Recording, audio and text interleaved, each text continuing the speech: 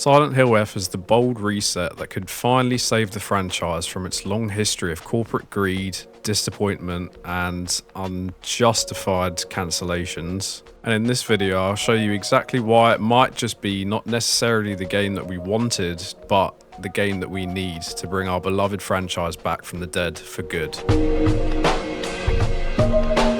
In an ideal and optimistic world, Silent Hill F isn't just another attempt to cash in on our trauma-fueled nostalgia. It might actually be the game that finally fixes everything that Konami's broken over the years. So today we're diving headfirst into why this flowery, fungus-infested Japanese fever dream might just be exactly what Silent Hill needs. Lifelong fans such as myself have waited and waited.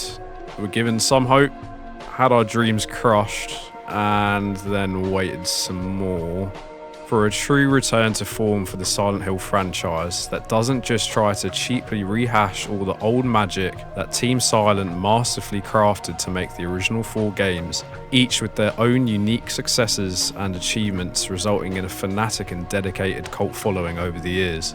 So let's be honest, Silent Hill has been in a coma in terms of new games for a while now, to say the least. After Team Silent was sadly made redundant by Konami, the series slowly turned into a weird, ultra-westernized blend of fog machines, jump scares, quick-time events, and way too many unnecessary combat sequences. Oh, and pachinko machines? But yeah, we don't really talk about those. Anyways, the horror got louder, but not necessarily deeper. The storytelling got messier, the themes felt hollow, and every game started to feel like a fan-made tribute to a masterpiece instead of an evolution.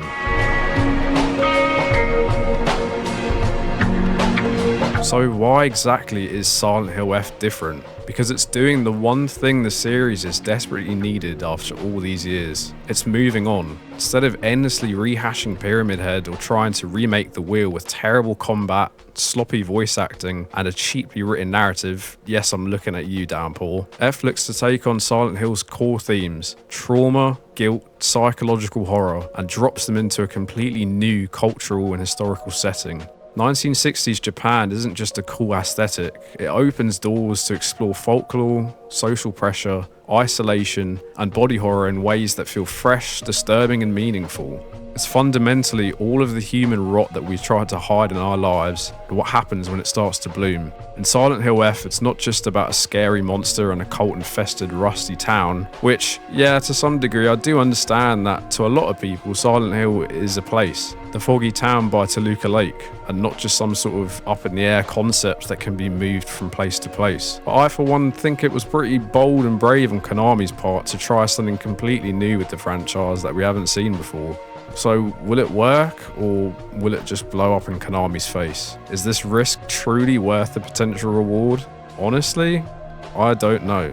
And all we can do for now is to wait until release day where we can make those judgments for ourselves. Now, I know there's been a lot of controversy and concern from fans regarding the new and recently revealed combat system from what little amount of gameplay that we do have to go off of. But to be completely frank with you, I honestly don't think that most fans even know what they want anymore when it comes to combat in a Silent Hill game. They will play a game and endlessly moan and complain about the combat being too janky or too difficult to get used to. But then they'll play another game with a more in-depth and overall better designed combat system and then complain that it wasn't anywhere near scary enough. So you just can't win with some people.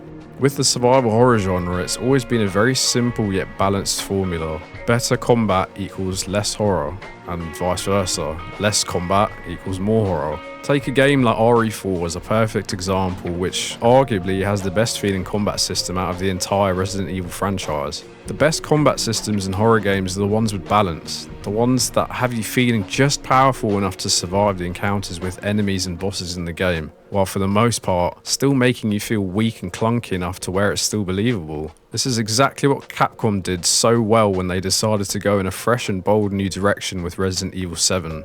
Playing as Ethan Winters, a normal everyday man with absolutely no firearm or combat experience in an uncomprehendable and inhuman situation, makes it so much easier for us as the player to directly project ourselves into the eyes of Ethan. And that's exactly what made enemy encounters in that game so terrifying. The realistic feeling weapon sway, slow and janky reload animations, and the inability to sprint at Mach 10 made facing off against the Molden and the other boss fights in the game so scary. So even if by some chance we are left with questionable feeling gameplay and combat mechanics, as long as the story, atmosphere, score and sound design are firing on all cylinders, then certain aspects of the game can be forgiven in my eyes.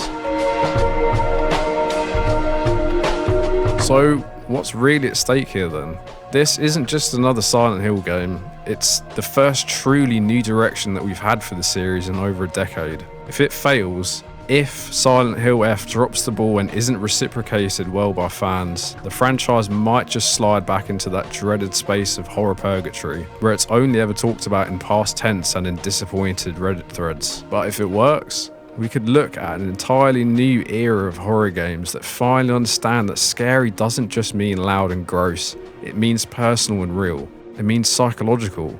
It means trembling in fear trying to get to a save room because the monsters outside kind of remind you of something from your own life. This game could really bring back the emotional and thought-provoking horror, existential dread, that type of fear that doesn't fade when you turn off the game and the lights come on. I mean, hell, we're living in a day and age where we're getting two of survival horror's founding giants of the genre both releasing new titles that go back to their roots while steering the franchises in new directions, and that really is something to be celebrated.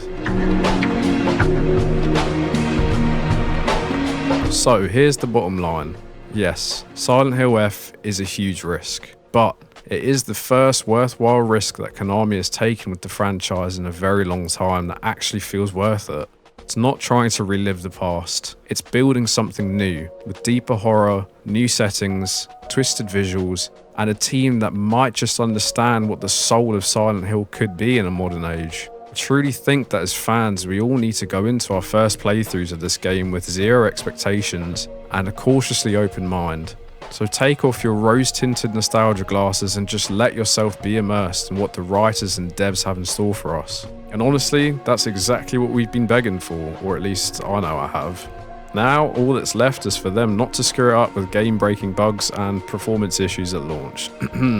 So yeah, no pressure Konami, but just remember that you are essentially carrying the weight of an entire fan base's trauma on your shoulders.